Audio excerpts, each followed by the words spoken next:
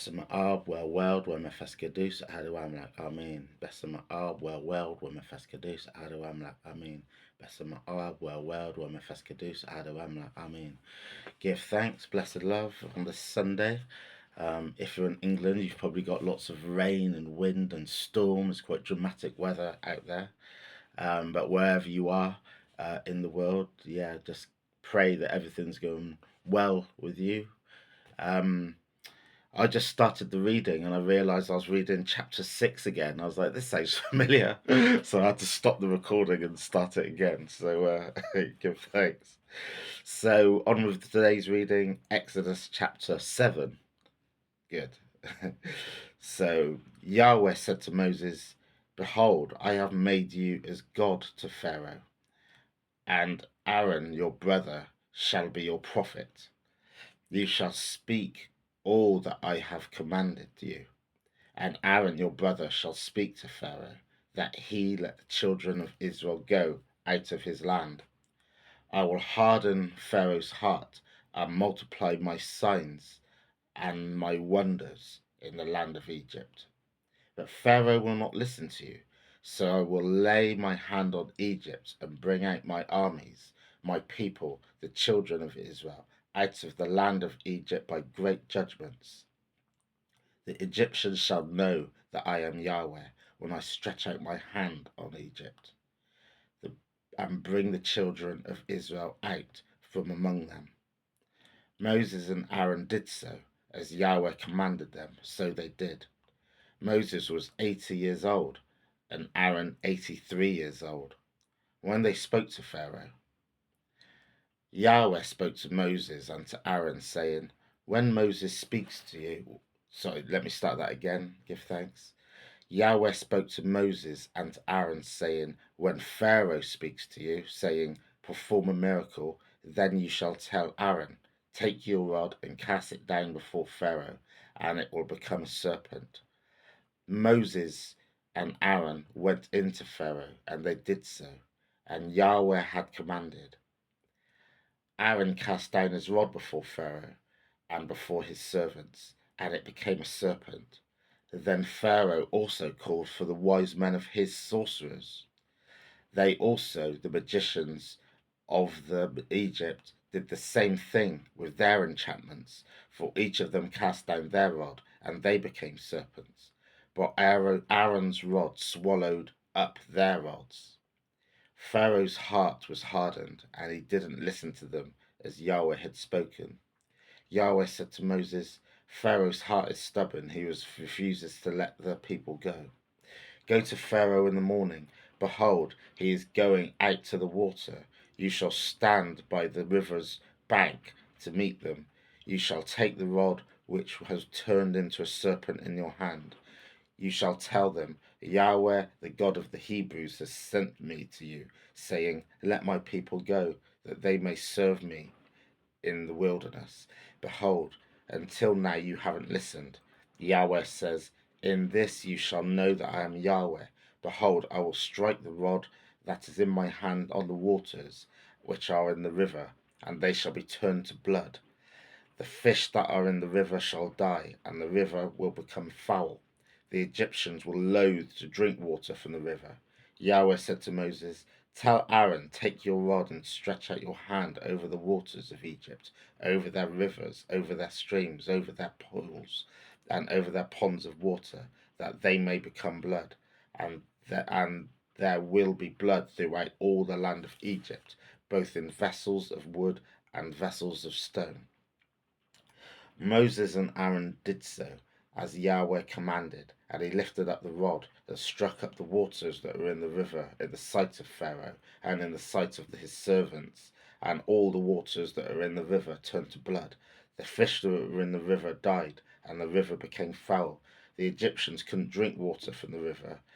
The blood throughout all the land of Egypt. The magicians of Egypt did the same thing with their enchantments. So Pharaoh's heart was hardened, and he didn't listen to them, as Yahweh had spoke. And Pharaoh turned and went into his house, and he didn't even take this to heart. All the Egyptians dug around the river to drink for water. They couldn't drink the water because it would turn to blood. 7 days were fulfilled after Yahweh has struck the river. Blessed love, give thanks. Here we see a battle of wills and a battle of power between the Pharaoh and Moses. And God said to Moses, you are going to be like God to Pharaoh, and Aaron will be your prophet. So he's given Moses mighty powers, and he says you'll be like God, because the actions that Moses are is showing Pharaoh are ordained by God himself, and the powers that God um, has within himself. So the first one is, as we've seen before, turning the staff into a snake. But then Pharaoh calls on his own magicians and sorcerers, and they do exactly the same thing. But then it says that Aaron's staff then eats the staff of the magicians, but it doesn't impress Pharaoh because he knows his magicians can do the same thing. And then the next day it says, well, go to the river and turn that into blood in front of Pharaoh, and all of the water across all of the land, even if it's in a receptacle, a pot, they will all turn to blood. So that's what they do. But then the sorcerers do the same thing. And, Pharaoh just says, I'm not impressed. I've seen it all before. And he goes away. So God knows that Pharaoh isn't going to listen to them, because he already prophesied that and said his heart would be hardened and he won't listen to you. But they're still doing these battles of tricks, of miracles, but they're not listening. And it's interesting also that they're positioned as magicians and sorcerers doing their tricks, so they're not believing that the powers that God's got through Moses is anything special. They're just seeing it as a magic trick. So it goes on, and we're kind of still stuck in the middle of this battle of will, this battle of strength between Moses via God, or God via Moses, and Pharaoh, but still battling for the freedom of the people. So yeah, what does it take for people to believe, I guess, is one of the big themes of this chapter. Convincing that God is real, that God is powerful, that God sees through his promises and his actions. What does it take to convince people who are non-believers? And Pharaoh isn't just any average non-believer. He's obviously a non-believer who has enslaved the believers. So a very strong kind of, axis moment in terms of, believers versus non-belief, and the need in certain instances to make the non-believers believe. But will that be what it takes for people of Israel to be freed? So yeah, onto the conversation of evangelicalism and conversion of people and spreading the good news, and for the need for people to believe. We've seen through colonialism how that can be a tricky thing, the crusades and all these kind of things, when it comes to trying to convince. But that's not what this is. This is actually a much more specific example, which is about trying to free a whole nation of people by convincing the person in charge, but through might and through power. So yeah, interesting strategy. There's all different strategies in terms of people freeing themselves, and we kind of know those narratives of freedom fighters. Sister Nia reminded me yesterday of the word that I was trying to struggle with yesterday was freedom fighters. So give thanks, Sister Nia.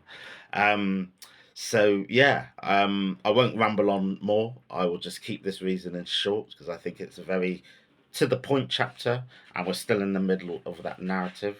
So give thanks and blessed love to all the freedom fighters out there on any level and scale, because it does take people to freedom fight to speak truth to power and let them know that people need to be freed in any iteration, whether it's enslavement, whether it's different forms of injustice.